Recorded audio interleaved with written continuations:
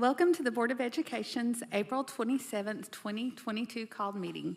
Please stand as we observe a moment of silence, followed by the Pledge of Allegiance led by Ms. Henderson. Please stand.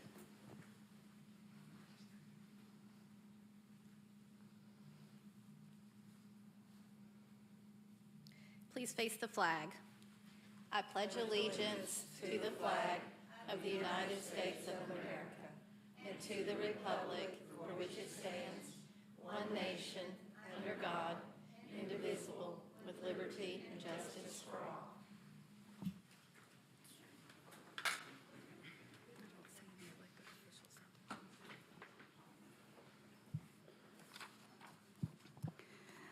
The board's normally scheduled work session and regular session meetings will be held in this boardroom next week on May 2nd and May 4th. Both meetings will begin at the regular start time of 5 p.m. Mr. Jin is unable to be here tonight due to an out-of-town college visit. We wish him safe travels as we keep him in our thoughts and as he makes these important life decisions.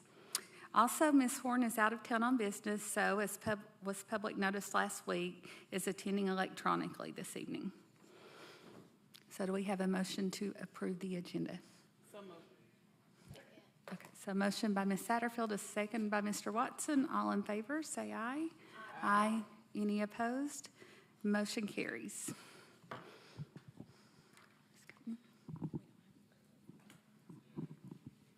So no public forum? No public forum. We do not have public forum.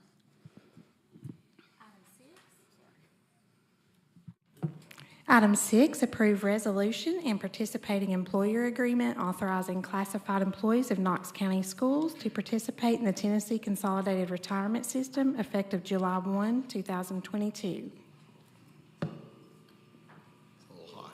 Can y'all hear me? So motion by Ms. Babb and a second by Mr. Watson. Is that me? Mr. Bolton, would you like to? Absolutely. Can you hear me now? Okay. It might be a little hot, so I'll back up. Okay. I want to take a few minutes to just walk you through presentation. I won't go too much into the specifics with the information that you have there because I want to allow for plenty of time for you to ask questions should you have any. Before I start, I want to recognize some folks that are in the audience with us. We have Jennifer Schroeder and Nyla Brashears from the Knox County Pension Board office. Here they are. They're here in support of this move. And we also have Justin Ball, representative from TCRS here as well. So if there's any kind of questions that get into the weeds, I think we've got some experts in the room that can answer those questions. Let me start with talking about the rationale. Let's see here. Okay, there we go.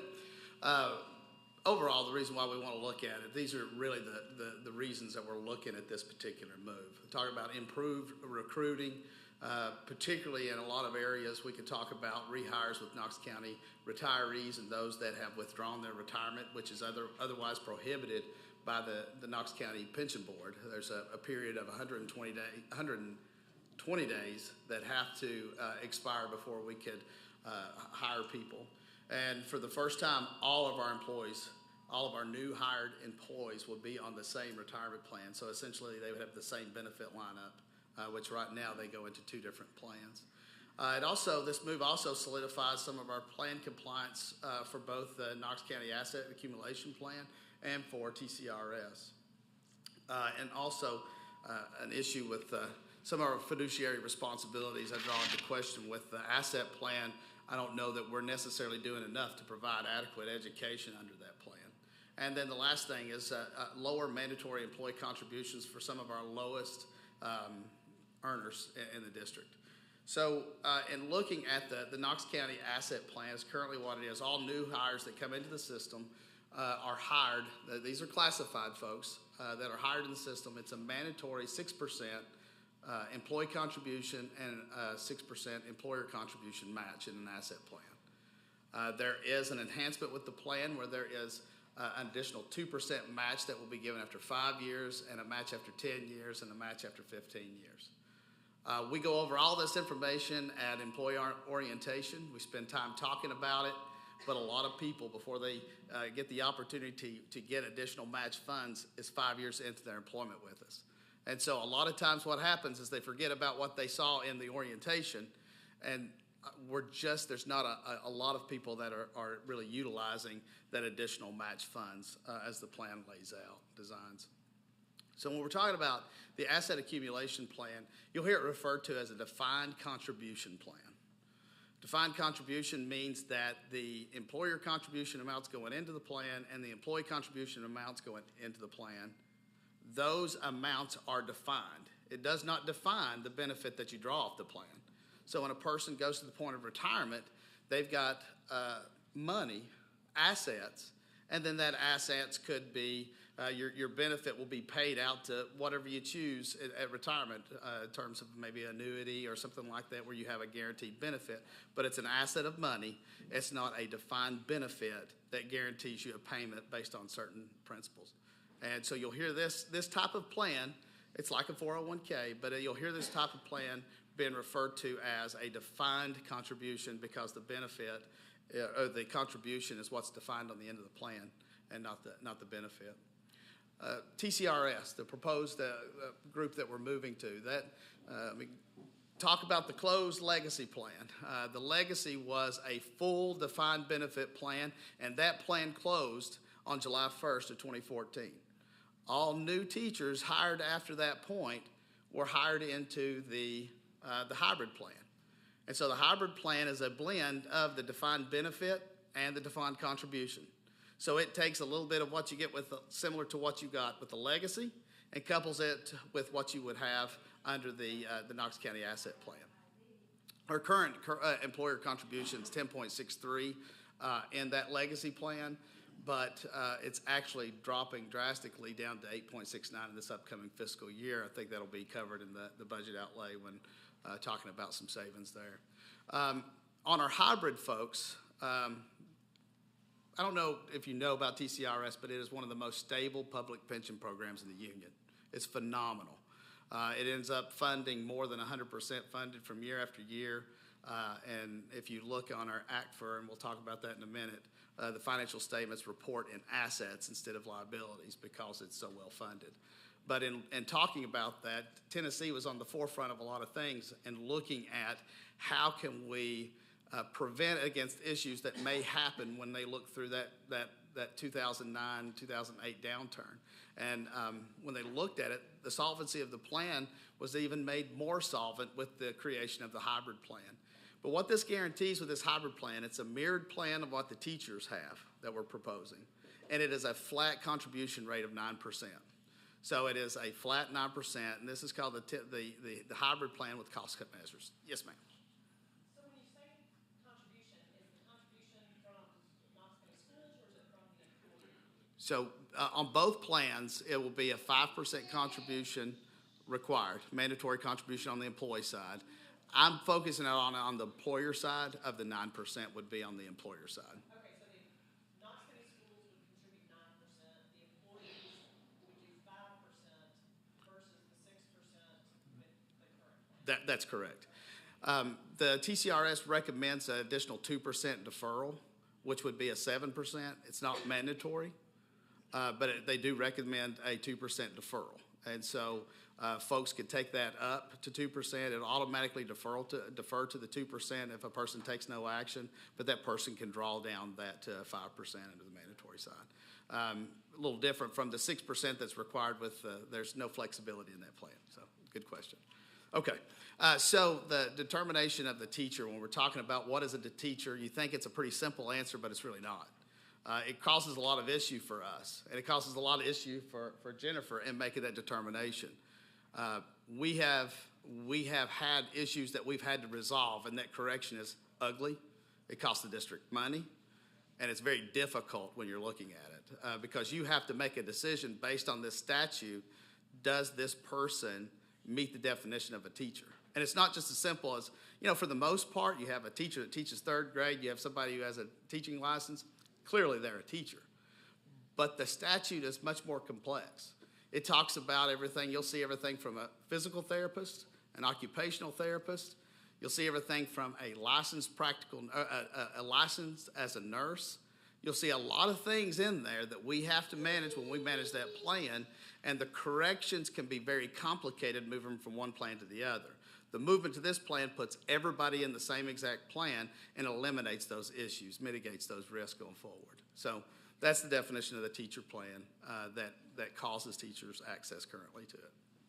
So the hybrid plan with cost cut measures, this is the way that it lays out. You have a defined contribution amount, a DC plan, very similar to the county, and then you have a DB plan, which a defined benefit means the benefit on the back end when you decide to retire is defined based on factors.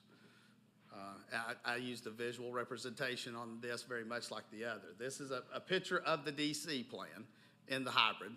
You have a defined set of assets going in, and then your payout's going to be the asset. The payout at retirement is going to be determined on the assets that are in the bucket at that time. The defined benefit side of it, and this is where the state of Tennessee was very creative when they looked at this. You actually have, in this particular plan, a stabilization trust reserve. So you are overfunding the plan so that your employer contribution will never exceed that 9%. So there's mechanisms built in this plan so that you can guarantee that your percent rate is going to be that. Every year from legacy, you'll see fluctuation on what that employer percent will be. This controls that contribution amount. These are a list of the cost controls that guarantee that not to deviate from that 9%. Okay, so you've got that in front of you in terms of what guarantees your defined benefit and the payout, and those are your retirement eligibility. I'm going to kind of skip through those and talk about our potential transition plan. As proposed in this plan, all new classified employees, those are the employees that don't meet that state statute for teacher by definition, will be enrolled in this TCRS plan if it's the pleasure of the board. The difference from this, all of those new full-time employees are going to be mandatory in TCRS. The caveat to that is our part-time employees. Our part-time employees will be optional members in TCRS. And I'll give you this example of food service employees, those that are below 4 hours daily. We have food service employees that work 4 hours a day. They're regular scheduled people, making, roughly about 8 hours a day, $8 per hour, 4 hours a day, about $32 a day. Those folks are mandatory in our local pension plan. With this resolution, they will have the option to participate. So that would save them 6% of the net of their contribution at the end. So that's proposed in this plan. What we're looking at in order to make this happen, all current employees that wish, so what we're doing is we're not excluding those current employees from opting into the plan, but we're not providing back service in the plan. So what that means is if I was in the asset plan in 1980, I can't then claim TCRS service back to 80, and because that's going to be an additional cost incurred to the district, and we wanted it to be nice and clean when we're talking about fiscal management of it. So with that being said, all employees, we're going to roll out an education campaign, a three-phased education campaign in conjunction with TCRS, where it's going to be a broad campaign, both virtual and in person, where we're talking about the overviews of both plans. Then we'll funnel down into individual plans that we will conduct, and then we'll refer out to folks who are licensed to talk about funds and things like that, that will be with our Empower group, which are the folks that manage the DC side of the TCRS plan. Okay, talking about the estimated FY23 budget, and this is what's been programmed into it. To capture what that is, we looked at the total number of employees that would currently be in the asset plan, and you'll see on the left-hand side, that's their total salary per fiscal year. And on the middle thing, you'll see the total number of employees that would account for. If you look at the TCRS amount, that would be, or the Knox County Asset Accumulation Plan amount, that would be assuming they would be contributing 6% to it. The TCRS, 9%. So what we're talking about that in year one, we're talking about an estimated budget impact of $130,000 is what we budgeted. we've estimated about 121,000 is what we could anticipate, depending on the employees that we hire. We feel pretty good about that number. I want to talk about the max contribution amount under TCRS. So this is not likely to happen. I think this is very improbable. And as a matter of fact, we wouldn't allow it to happen, but I think it's something for us to talk about. If every employee currently were in TCRS, so if tomorrow everybody rolled into TCRS, what would be our contribution amount at that point in time? It would be about $1.7 million. It'd be 1.683, so on. That would be the total max contribution rate if everybody was on TCRS tomorrow. I don't see that as being the case. I see 130 this year, maybe some, and we'll work through some of those numbers. But what's nice about our rollout plan in terms of education, and we're taking 9 months to educate people on whether they want to opt into TCRS or stay put. Those folks will make a decision of whether they want to opt in or stay put by January the 31st. So that way we can determine what exactly would be the budget impact in FY25's budget and program that in so it doesn't put us at a disadvantage when we're looking at funding this decision that we've made. Yes, ma'am. Okay, so this is really on. We've talked about like new hires coming in, but how many people currently as certified people are in the Knox County plan? There are no certified people in the Knox County plan. Oh, I don't mean to, I'm sorry. Oh, I'm getting classified? my terms, but yeah, how many classified people do we have right now in the Knox County plan? I'd say approximately 2,500. That's correct. Okay. And so really the expectation is for new people won't have a choice and they would go over to this old one. Do we have an estimate? Because, I mean, just talking to some people, for some of our employees, it would not be an advantage for them Correct. to move. So do we have any sense of, do we really think any of these 2,500 will move, or probably most of them would stay in Knox counties? I think to wage a guess at exactly how many would move, I would be afraid. That's why we designed the plan, so we could capture exactly how many we have for the budget impact. But I would say the majority of them, overwhelming majority, are probably going to stay put. There's a benefit for them to stay in where they are. Okay, so we don't see 2,500 people switching over, or even 1,100 people switching over. We don't think. I don't think that would be the case. And obviously, I mean, I know you don't know for sure, but okay. And to your point, I think when we're looking at this in terms of the benefit investment of it, let's say hypothetically all of them did. I think $1.7 million of that investment, I think, is money well spent when we're talking about moving this plan in terms of what it offers to our employees and everything like that. I kind of think about it this way when we're talking about the asset plan. Our asset plan and our pension board folks are phenomenal people. But to really take advantage of that plan, you have to have a knowledge base. You have to max out your max contributions, whether it's in that 6% and those additional matches. You've got to max out that MERP plan to get the most out of that plan. And then you really need to have at least maybe somebody doing managing your mutual blends, or however that is, to some level. You have to actively do it. The nice thing about TCRS is it's kind of like a set it and forget it. It's like everything is automated under that plan so that you don't have to actively do it.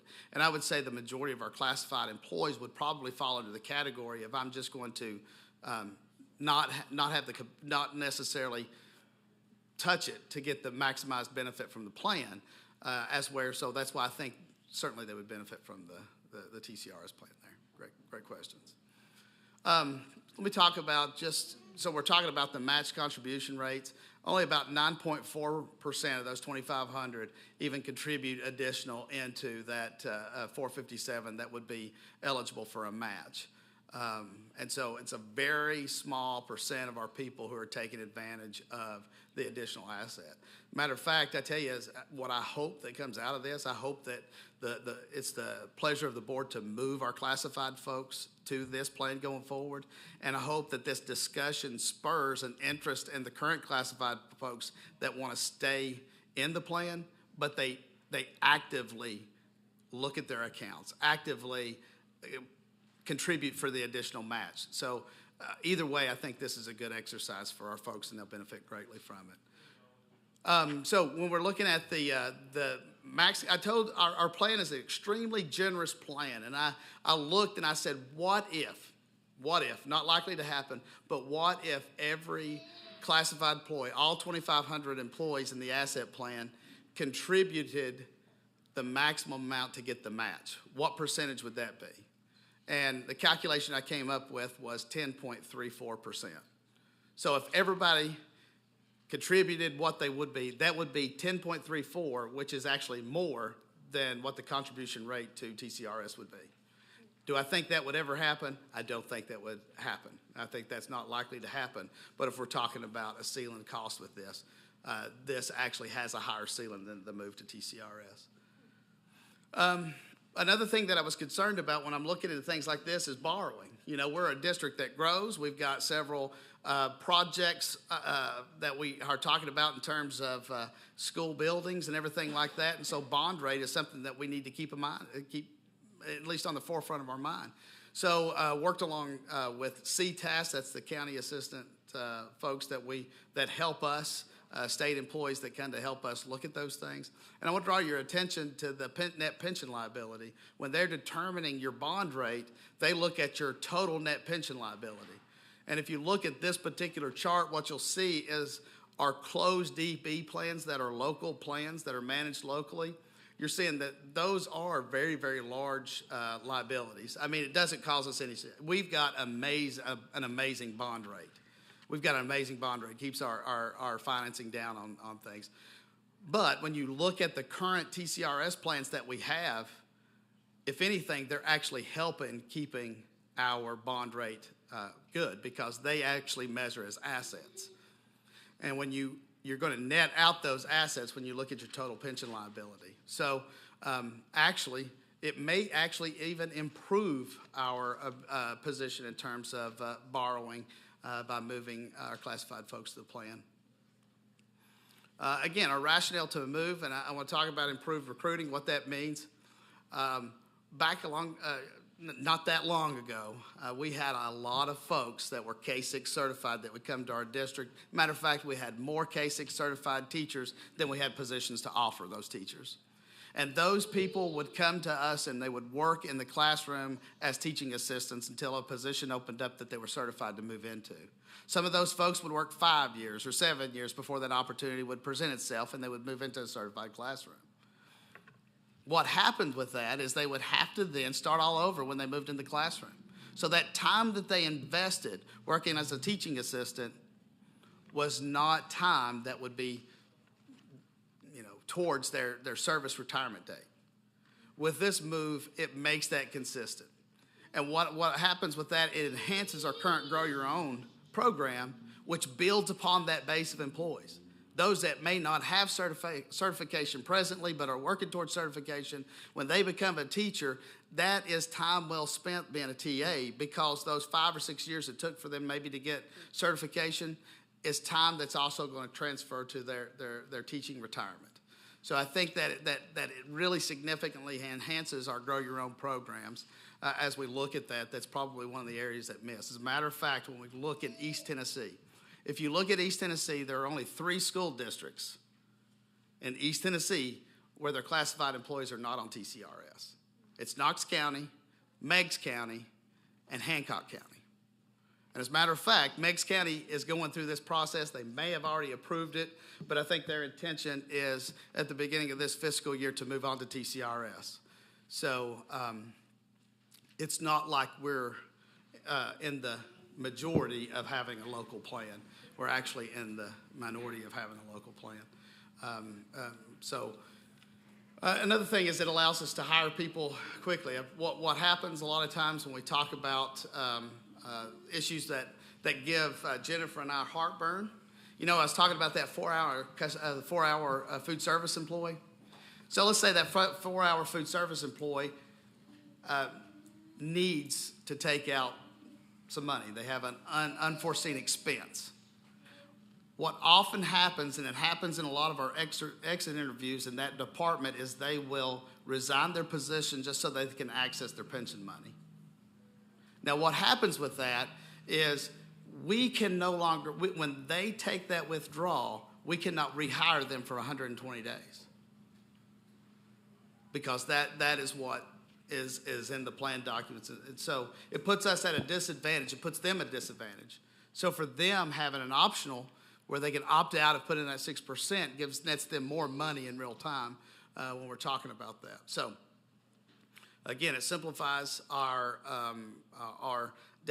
interpretation of the definition of a teacher. When we talk about fiduciary responsibilities, we have very few people that are contributing in that additional match. And so we really need to increase our employee training to make people aware of that. We just don't necessarily have the capacity to do it. And again, if you want to increase the capacity to be able to do what's right by the plan, you're talking about incurring additional costs and personnel to be able to make that happen. Another thing that we talked about with TCRS for the rationale is that lower mandatory contribution rate. For part-time employees, they're optional members, so they can choose not to participate. That's 6% savings. The mandatory contribution rate is 5%. So that's 1%. TCRS recommends an additional 2% referral, which would bring that up to 7%, but a person can conceivably drop that down to 5%, which means more net money in their pocket. And for some lower earners, when we're talking about on the benefit side, it's less of an issue to them. For anybody that understands how Social Security works, and Social Security takes the average of your highest 35 years of service, pushes it through a formula. And that formula in it has bend points that bends up lower earners and bends down higher earners. So those folks that maybe can't afford to contribute the additional 2%, they're going to get that benefit hypothetically when it comes to Social Security in terms of those bend points. So, anybody have any that's clear as mud, right? Clear as mud. Anybody have any questions? Ms. Bev? Okay, I have a few. Okay, so when we were talking about most of the surrounding counties are on this TCR plan, I don't know that TCRS plan. So if we hire someone directly from like Blount County, can they just stay within the plan and there's no, and they can keep their tenure in it or whatever you call it like that? I mean, are there benefits in that way is what I'm asking. Absolutely. That is a great point to put out, and I'm glad you brought that up because that's where a lot of our issues come. Because there are a lot of people that we hire in our classified department that come from surrounding districts when they're on TCRS. So the problem is they don't meet the definition of a teacher to roll into TCRS for us. So it creates an issue if we roll them into TCRS, which would lead to corrections that we have to do. Okay, so that's a smooth transition. And then I guess the one thing, because we do keep talking about that they only have the 5% contribution, which is a benefit for them for more take-home pay, which is sometimes our lower paid salaries.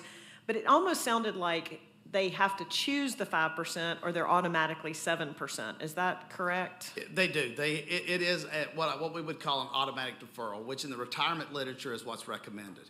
They recommend, right. Like if I were to make a recommendation to the pension board under that asset plan, but they can't do it in their plan document, but automatic deferral because people are unaware of that additional money, so that when you do the automatic deferral, they become aware of it, they can take it back down. It's a no issue. Okay. I mean, I just hope that we are well educating people because I think so many people today, when they're finding our jobs, as much as we would like for them to be thinking long-term about these benefits that we know is good, people are thinking about their take-home pay, and if they're really not aware that they have the choice to choose the 5% versus the 7%, I just hope that if we choose this, that we are well educating people on the ability to choose the lower rate, if that's in their benefit to do so.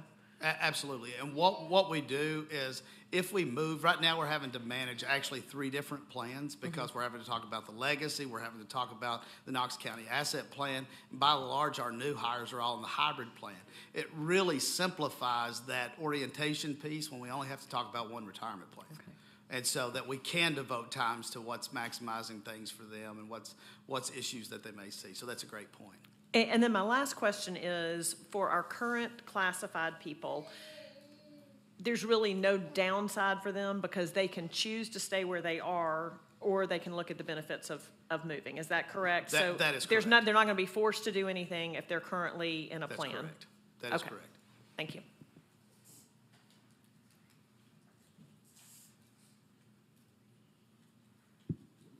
Mr. Watson? Thank you, Madam Chair. we can tell that you love this stuff. I apologize. I am a nerd. The math teacher comes out. There's not too many people that geek out on this stuff, but you do. So, and I'm thankful for that. I mean, I'm thankful that, and I'm thankful too that you came analyzing the data in a lot of different ways, right? And looking at, what are a lot of times you make big decisions like this, and there's a lot of unintentional consequences. So I think you did a good job trying to dive in there, and I appreciated our conversation yesterday. So at the max, if everybody moved over, we said it would be around 1.6 million, right? About 1.7. It's about 1.68. Yeah, something like that, which equates to about $28 per student, and actually, randomly enough, it equates to 0.28% of our total $591 million budget, which to me, when you look at it like that way, it's not that big of a potential financial impact. You've already talked a lot about the potential gains, and I really appreciate the comments that you made around grow your own, making it easier for people to transfer from other districts into our district, people being able to take advantage of the time that they already spent as a TA and things like that. So what are the potential cons, if any, in your mind, of making this switch? So that's a great point. When I look at this investment, I look at the budget that's getting ready to be proposed to you all. And in that budget, there is a recommendation for I think it's $25.5 million in investments in salaries, increase in health insurance, and things like that. This would be rolled up in that. And so when I look at that $25.5 million investment that we're investing in our people, if it were 1.7, which is highly unlikely for that to be, that is even a small amount. So to answer your question, I think that some people looking at it would say, hey, you are tying up our county to a fixed increase of whatever this contribution rate is. And my response to that is we're doing the same thing with that $25.5 million. But so when you look at it, it is an investment in people. And I can give you kind of anecdotal data that ever since this has been rolling out, that people have been hearing about this. The phone has been ringing in my office about the excitement that people have. Inside of our organization, there are people that say, oh, we're just classified. They don't care about us. And I feel like for them, even though some may not be able to see this as a benefit, it may be more beneficial for them to say, but it does bring light to them that we're highlighting something that's good for them. And so that would be the only cost, is that the only negative is that we would be that 1.6, you're talking about that liability. But if we did a better job of doing what we're supposed to in terms of educating people in the piece, we'd have the same. But even then, and I appreciated the calculation around the ceiling, I mean, not that we would ever reach that ceiling, but the ceiling is still actually greater in the current plan, right? And I do think it's an important comment around morale across our employees to be able to say, hey, we're getting the same benefit as our certified employees. And also, too, I'm sure you would agree with this. I mean, right now in public education, we need to be paying specific attention to how we're taking care of our employees, right? Correct. I mean, you mentioned earlier how somebody might, in years past, be a TA for 5 to 7 years waiting for an open position. What we're seeing now is the trend is that sometimes we're having positions that we're not able to fill, correct? Yeah, so I think the more and more that we can do as Knox County Schools to make sure that we're as attractive a place as possible to work is going to directly benefit our students in Knox County. Because to the degree that people want to work here and stay here, that's going to benefit them in terms of the bottom line. So thank you.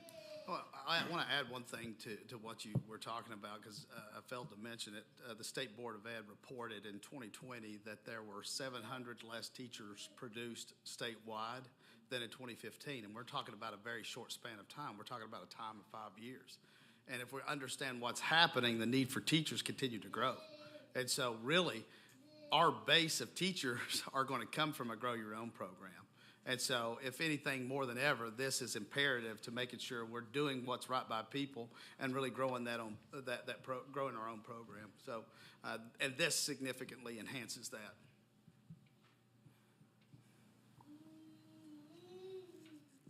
Mr. McMillan. Thank you, Madam Chair. Scott, I think it's a good plan that you all put together. My,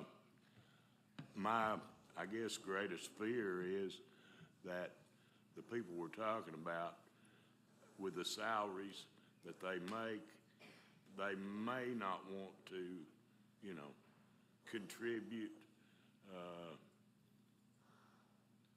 But what about if they decide not to, and then after a couple of years, they decide they want to? I noticed the thing you gave us, they had to notify as of January 1st, 23, in order for it to begin on July 1st. Mm-hmm. Is there a 6 months gap on any of it, or can they do that anytime, or? That is a great question, and I'll answer it this way. We built that in so we could determine what the budget impact was. We really wanted to be, when we're making this particular move, we want to be good stewards of the taxpayers' dollars in Knox County. So we wanted to be able to account for that budgetarily. To answer your question, the window would open up again because when we opt into this, anybody that's in the Knox County Asset Plan become optional members in TCRS, so that there can be another bite at the apple should they consider that. And that's something that we can explore as a district. We want to be careful because we want to capture what kind of budget impact we would have. So that's why we're trying to control the migration of the plan so that we can capture it budgetarily, allocate the appropriate amount of money to make it happen so that we're not taxing the system. In your opinion, after, say, a year or 2 years, there wouldn't be likely enough people that would want to opt in at that point to have a significant impact on the budget at that point. Is that a fair? I think that's very fair. Honestly, in my quick analysis back of the envelope, I think that the overwhelming majority, because a lot of times what we're talking about, the turnover, when I looked at those numbers, it ranged between 300 and 400 people. Typically, that turnover exists in certain categories of employees. So we have a lot of more stability at some of the other scales. Those folks are likely to stay in the TCRS plan because of the Knox County Asset Plan, because of the time that they have. Their retirement eligibility is going to be different. So they're likely to stay in that plan. What we're talking about, these kind of transient people where we see those higher attrition rates, those are ones that we might see that opt into the plan. So, that I don't anticipate seeing that it's going to be a huge burden ongoing. I hope that answers your question. Ms. Owen? Thank you, Madam Chair. I just want to say a couple of things from the employee perspective. When I transferred to Knox County back in olden times in the 90s, TCRS was so easy that I don't really remember it at all. It's not like changing your health insurance that we would all dread. It was incredibly easy. And of all the state departments that I've ever had to call and talk to, they have also been the most helpful, the most informative. They answer the phone as soon as you call, and they're very knowledgeable and helpful. So I think when an employee has to deal with them, it's a very easy experience. I'd also point out that the definition of a teacher is something that could be fluid because the legislature has tried to change that several times in recent years, and that could cause additional trouble. Also, for TCRS, many years ago, legislators were looking at that as a place where they could maybe move some money because it had been in the black and other accounts weren't. Because TCRS has consistently been in the black because they manage everything so very well. Thank you for those comments. Thank you, Ms. Owen. Is there any further discussion on this item? Okay, so we have a motion by Ms. Babb and a second by Mr. Watson. Is that correct? So all in favor, say aye. Aye. Any opposed? Motion carries.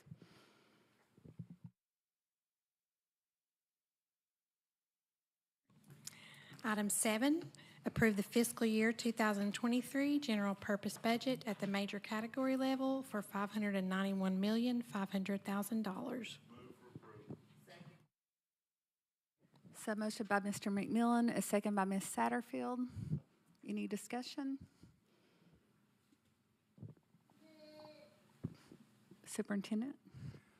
Thank you, Madam Chair, members of the board. Let me just say, too, about Scott's presentation. I appreciate Scott's passion, obviously, about benefits. I don't believe I've ever seen anybody quite as passionate about it as Scott is, which is great for our employees because he's looking out for the welfare of our employees as well as the welfare of our district. And once upon a time when I was in personnel, at the time we called it, our classified employees were on a different health insurance plan than our certified employees. They were on a different pension plan than our certified employees. And Mr. Watson touched on what I wanted to say there, that I think from a morale standpoint, to have all your employees participating in the same plans is really a good thing for our employees. And again, I'm just very pleased that the board did vote to approve this. So thank you very much for your support of that.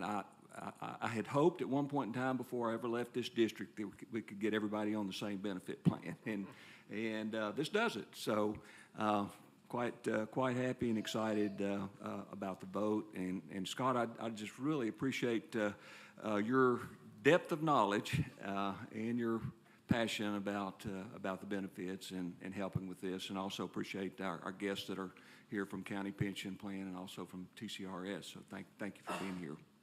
So, approving an annual budget is one of our most important responsibilities, and I appreciate the chance to present some highlights, and I won't take a long time with this as the board begins discussion. Before I make my remarks, I wanted to especially thank our budget team. I think our board members know our budget team, Joe Snyder and Joni Joyce, for all of their long hours and hard work on this budget. I know they put in a lot of time and a lot of time after work as well with formulating this budget. So as you know, our strategic plan guides the budget process, and this budget proposal takes several important steps toward the goals outlined in our strategic plan. Last fall, we asked our community to respond to a budget survey to help inform us about their priorities, and we received over 4,500 responses, which was quite good. In addition to the surveys, we held a community budget meeting last week, and we had a few of our board members to attend, and thank you for attending our budget community meeting. And results of our survey indicated that among the community's top priorities were increasing teacher pay, hiring and retaining quality teachers, and maintaining student-teacher ratios. And I'm happy to say these priorities are included in this budget recommendation. Last week, we met with our Professional Educators Collaborative Conferencing Team, which includes the president of the Knox County Education Association, along with his teacher members, and our collaborative conferencing team voiced their support for all these budget priorities. This evening, I'm recommending a general purpose school fund budget of $591.5 million, which represents a 9% increase over last year's budget. I believe this is a fiscally sound budget and is within our forecasted revenue projections for this coming year. This increase is primarily the result of strong revenue growth we've seen from the local option sales tax, which enables us to make significant investments in a number of areas that I believe will have a very positive impact for our students and our employees. At the top of the list, the very top of the list, is compensation. We have long recognized that our district must do better from a compensation perspective, not only because it's the right thing to do, but also because of the strong local and regional competition for talent. We have lost 35 teachers to other districts this year. 28 of these teachers moved to school districts right next door to Knox County. We continue to see smaller surrounding districts with fewer vacancies come in and take our best, so we must continue to improve our salaries and benefits. This budget provides a 4% salary increase for all certified and classified staff, and this will be the third time in 4 years that our district has provided such a raise. For the second consecutive year, this budget includes an additional 4% increase for a total of 8% for our custodians, educational assistants, and school clerical staff. This recommended budget also includes a new retirement enhancement, which we just talked about, that will allow classified employees to participate in the Tennessee Consolidated Retirement System, which is currently available only to certified staff. As we continue to prioritize the need to enhance compensation and benefits for all of our employees, I believe a move to the TCRS is a right move at this point in time, especially since it aligns with our strategic goal of building a positive culture. At the same time, we recognize that compensation increases should be paired with appropriate staffing levels at each school, particularly given the tremendous strain imposed on our students and our staff by the pandemic. 24 positions will be added to schools with growing student enrollments. While we're adding positions at schools with increasing populations, we are not reducing the staff at our schools that have experienced a decline in enrollment over the last 2 years. This investment in staffing is critical in helping our schools stabilize as they continue to rebound from learning disruptions caused by COVID-19. We also recognize that the social and emotional health of our students must continue to be a top priority. We will be adding an additional 7 social workers, that's 6 at the high school level and 1 at the Welcome Center, and 7 elementary school counselors as we strive to improve our social worker and counselor ratios. Several of our larger elementary schools need additional intervention support to assist with RTI, and we're adding 7 positions to help address these needs. Our chronic absenteeism rate is 16.6%, which is higher than the state rate. Our underrepresented student groups have an even higher rate of absenteeism. To help us address this issue, we're adding a chronic absenteeism facilitator who will focus on reducing absences, a whole child facilitator, a whole child liaison, and a behavioral facilitator are other new positions to support students through the coordination of services to further address social, emotional, and behavioral needs. We are continuing to make significant investments in our students with disabilities and ELL students by adding 42 new positions. These positions include special education teachers, special education assistants, speech and psychology professionals, and nurses who will help us with growing caseloads in areas of critical need. Additional staff at the District Welcome Center will allow us to better serve families who do not speak English or have limited proficiency. It is imperative that our students and staff have a safe learning environment, and this budget makes a significant investment in school security. We will add 21 positions to our security division, which includes 20 school security officers and a school security sergeant. We're also making additional investments in equipment and new security software. Our bus contractors provide an important service as they transport approximately 22,000 students safely to and from school each day. As they experience increased operating expenses and challenges in finding bus drivers, we're investing additional dollars in the area of student transportation. I'm very grateful for this chance to make a much-needed investment in our district and the frontline employees who make sure that excellent teaching and learning happens for students in our schools each and every day. I know this was a very high-level summary of my recommendation, and we look forward to answering any questions that you might have about any of the details or specific items. So thank you, Madam Chair, members of the board, for allowing me to speak briefly about our budget. And I've been doing this a long time. I believe this is maybe the best budget I believe I've ever seen us have. So I'm sure you have questions, and we'll talk about that. So thank you, Madam Chair. Thank you, Superintendent. So we have a motion by Mr. McMillan and a second by Ms. Satterfield. Ms. Owen? Thank you, Madam Chair. I'd like to pass around just a little spreadsheet. When it comes to you, if you'll be sure you take 2 pages, and it's not anything specific to the numbers in the budget, it's specific to the process. It's very difficult to complain about a budget this good. However, the process is a little concerning. In past years, for at least the last decade, we have had our line item budget well before this meeting. And our policy requires that the proposed budget be available for inspection and be posted prominently on the website for the public to be able to see as well.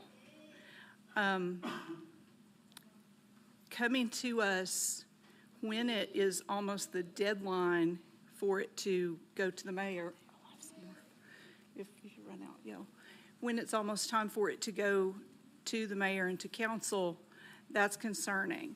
Because even though this is a great budget, the community still deserves to be able to have time to look at it and to consider the things that are in it. So the little spreadsheet that I've passed around is just for us to kind of look at moving forward and consider how we need this process to work so that we can be fiscally responsible.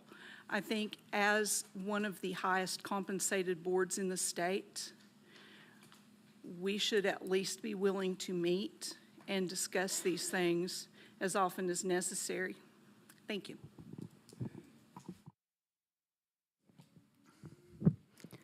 Thank you, Ms. Owen. Is there any other discussion? Mr. Watson?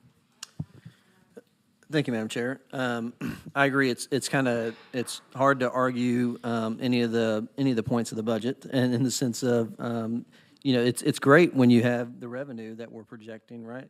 I think it is important to note to the public that some of what you see in that budget is budget versus budget, which is not budget versus actual. It's two different things. And so it's not that we're necessarily seeing $45 million in new revenue. It's about a 2% increase, correct, over what our actuals are. So that's still a great thing, but I just want to make sure that people understand that it's not necessarily a windfall in the sense of $50 million that we weren't expecting like we did last year. One of the things I want to highlight in the budget, and I think I really appreciate that we're doing this, and I think it's something to kind of remember throughout the year, is that in the budget there's about $300,000 to do a study around our salary schedules. When was the last time that was done?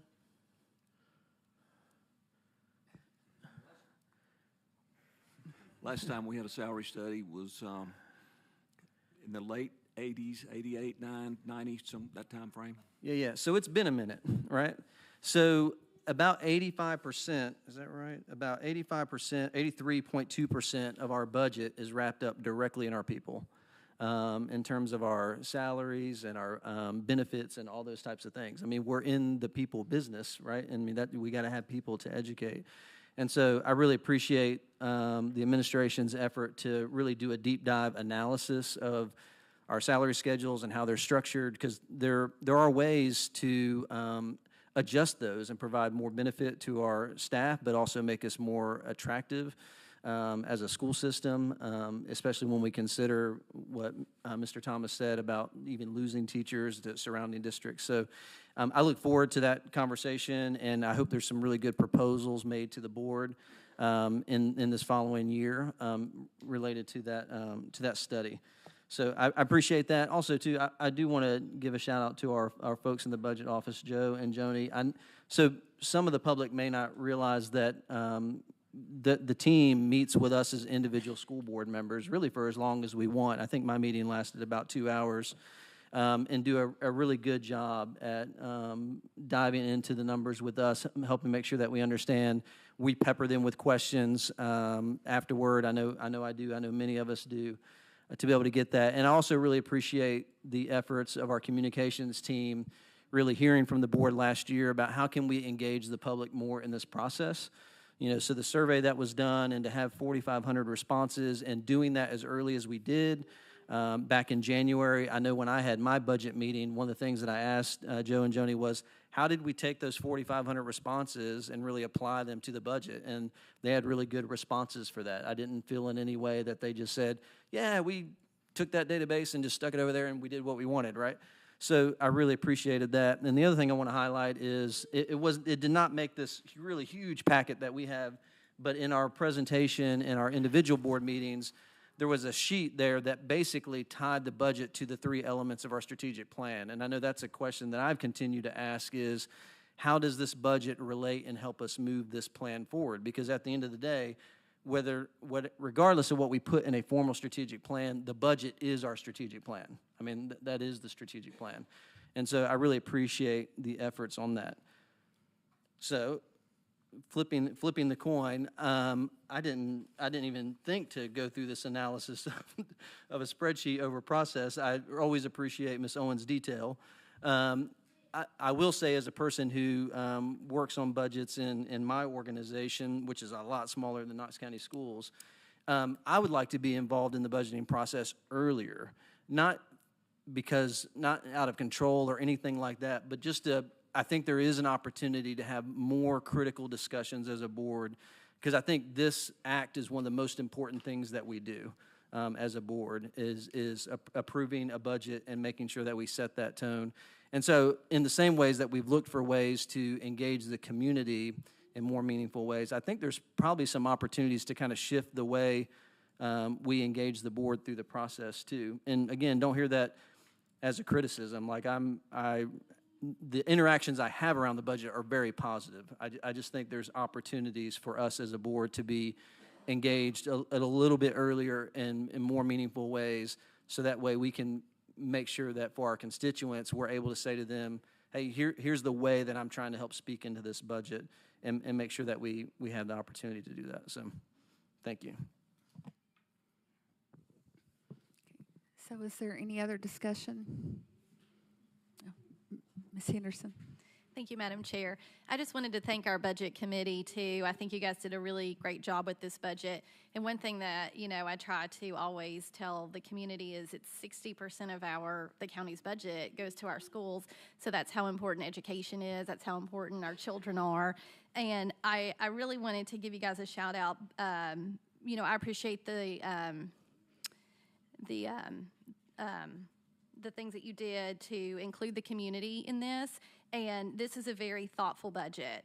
The fact that you're putting more money in for special education, student transportation, security needs. These are all things that I heard from the community for the past 2 years.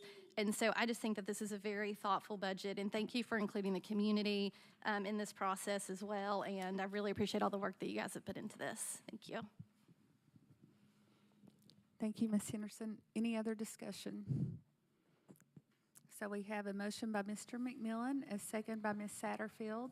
And since Ms. Horn is joining us remotely, Ms. Coatney's going to do a roll call vote. Ms. Satterfield? Yes. Ms. Owen? Yes. Mr. Watson? Yes. Ms. Babb?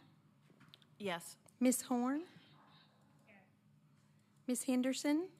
Yes. Ms. Bounds? Yes. Mr. McMillan? Yes. Ms. Christie? Yes. That is 9 yes votes. So motion carries.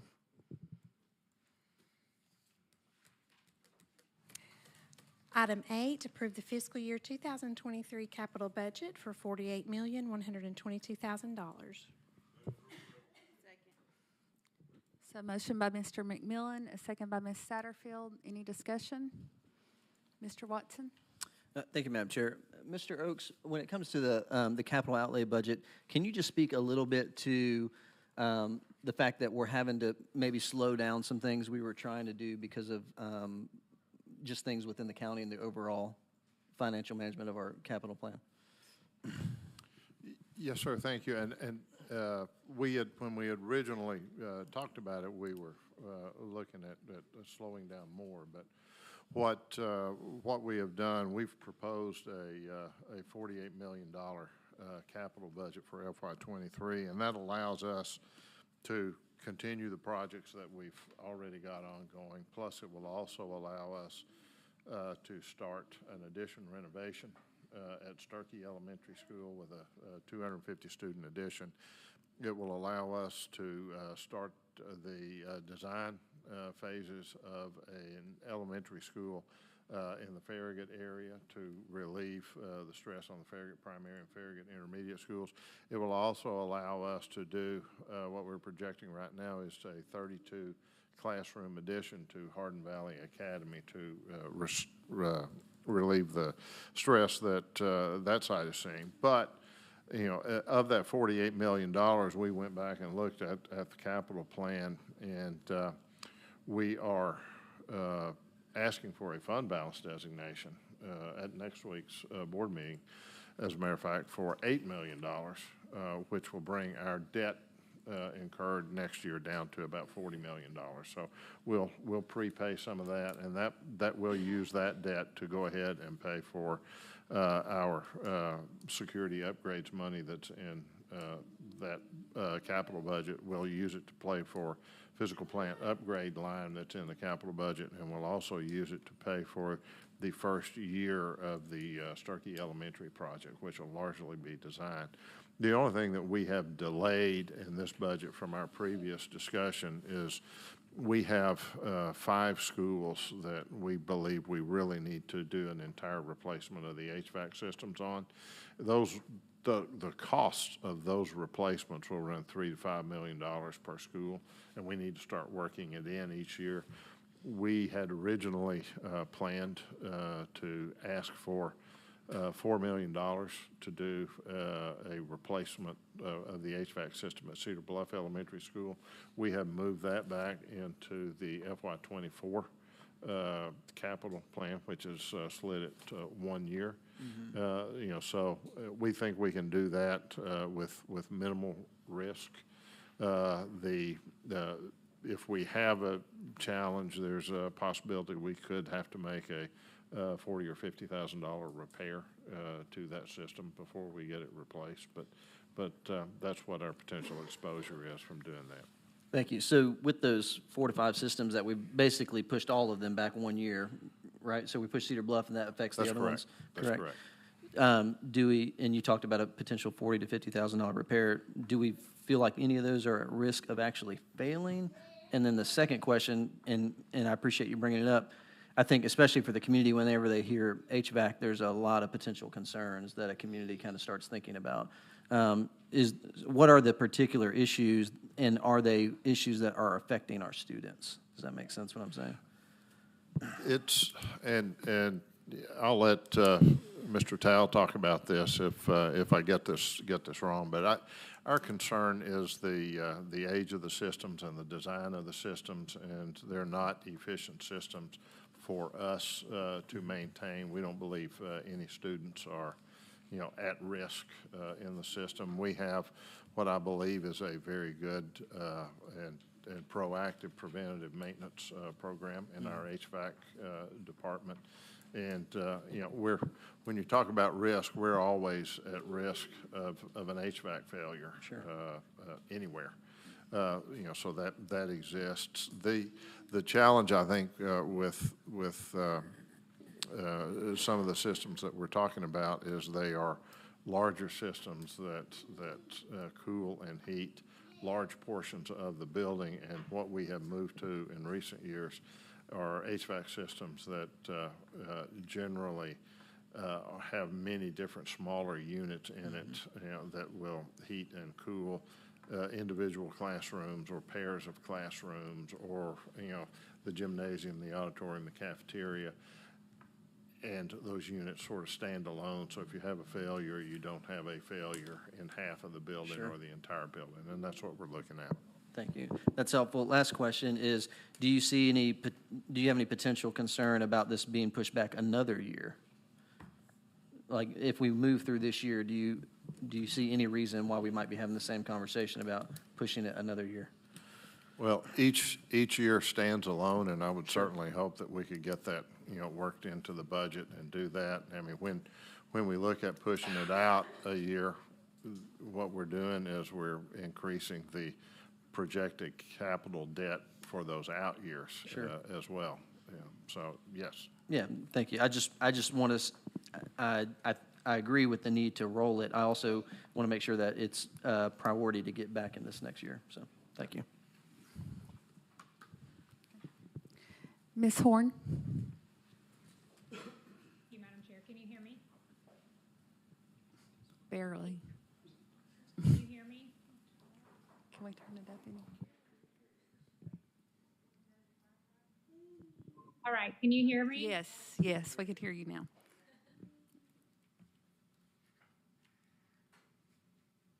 Are you able to hear me Yes, now? yes, we can hear you. Okay, thank you.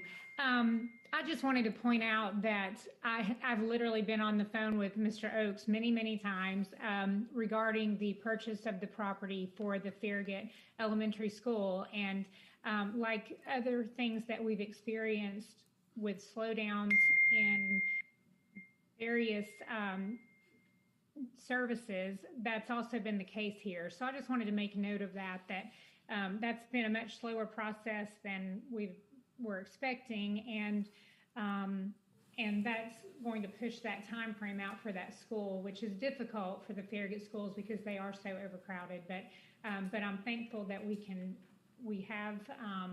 are currently working on that and look forward to being able to move forward on that project. So thank you, Mr. Oakes, for the time and energy on that project. Yes, ma'am, and I'd just like to share a little information on that project. We've been in the process of locating a piece of property this year and doing our due diligence on that piece of property, and we are fast approaching the end of that process. As a matter of fact, the property owner and his attorney are reviewing our draft sales document at this point, or purchase agreement at this point. So we think it's possible we may be able to bring a contract for the purchase of about 25 acres to the board next month. Great, thank you. Thank you. Is there any other discussion? So we have a motion by Mr. McMillan and a second by Ms. Satterfield. Ms. Coatney?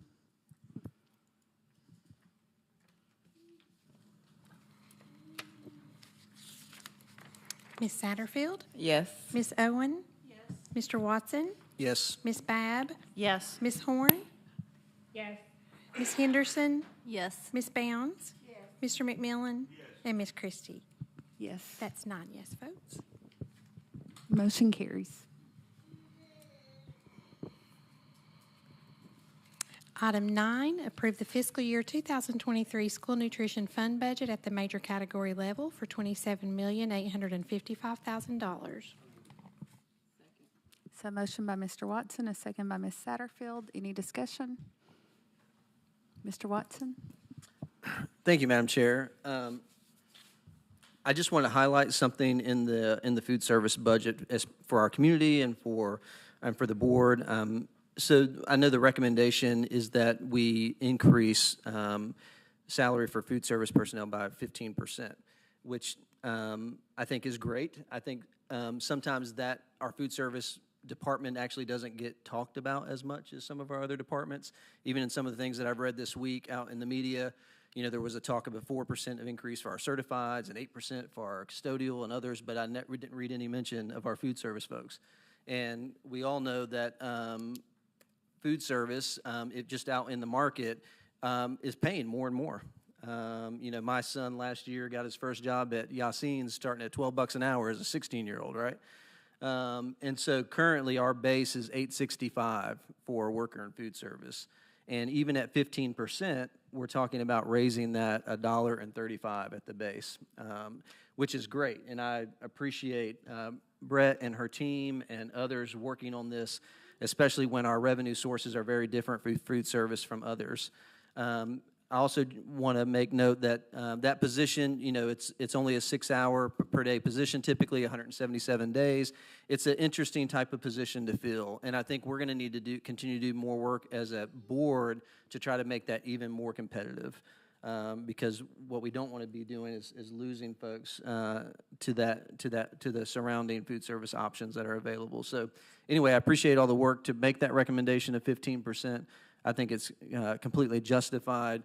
Also want to acknowledge that on a dollar basis, a cash basis, it's not a tremendous amount of money for the employee, and want us to continue to see it, to work hard to get that up to be more competitive. So thank you. Thank you. Any other discussion? All right, so we have a motion by Mr. Watson and a second by Ms. Satterfield. Ms. Coatney? Yes. Ms. Owen? Yes. Mr. Watson? Yes. Ms. Babb? Yes. Ms. Horn? Yes. Ms. Henderson? Yes. Ms. Bounds? Mr. McMillan? And Ms. Christie? Yes. That's 9 yes votes. Motion carries.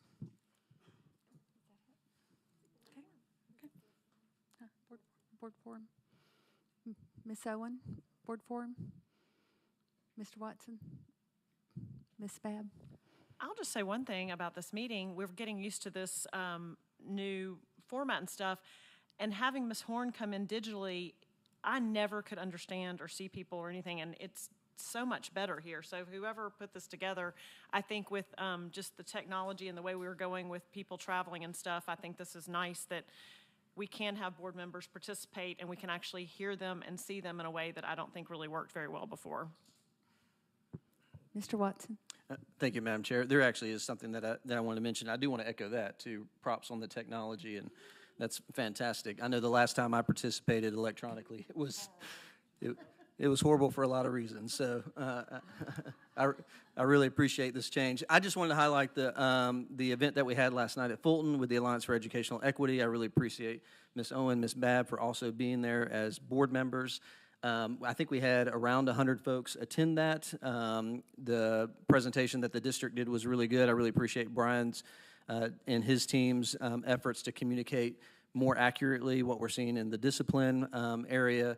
I know that breakout had about 24 folks. I didn't get to go to all those breakouts, but what I continue to see now, having gone to those over the last 2 years, is that the community is still energized around this area. You know, each time that we provide an opportunity for the community to meet around the work that we're doing around educational equity, they come out. So I appreciate the community and the team here, all of our equity teams and our board for continuing to support that work. And Superintendent Thomas, I really appreciate you spearheading that since really the beginning of your tenure here and making that a priority for the district. So thank you. Thank you. And I'll just say I can appreciate the technology too. My microphone hasn't really been working well this afternoon, just so everyone knows. But thankfully we have a great team in the back room. So Freddie Cox has been texting me, telling me who's next. So you guys keep seeing me looking at my phone, that's why. Ms. Satterfield? Ms. Henderson? I just wanted to thank a couple people. I do think, is today Administrative Professionals Day? I just want to thank Ms. Coatney for everything that she does for us. She goes above and beyond for all of us. And I also want to give a special shout out to Carly Harrington. So next week, we have been spearheading a literacy initiative that kicks off next Monday countywide. And 33,000 students and staff members will receive a book. We have 100 community partners providing a scavenger hunt for children around the community. And we have celebrity videos, and Carly has been a huge part of that. Knox Ed Foundation, I don't know if they're still here, and Mayor Jacob. So thank you so much for all your work in that, Carly. I appreciate you so much. Ms. Bounds? Mr. McMillan? Ms. Satterfield, are you sure? Okay. All right. Meeting adjourned.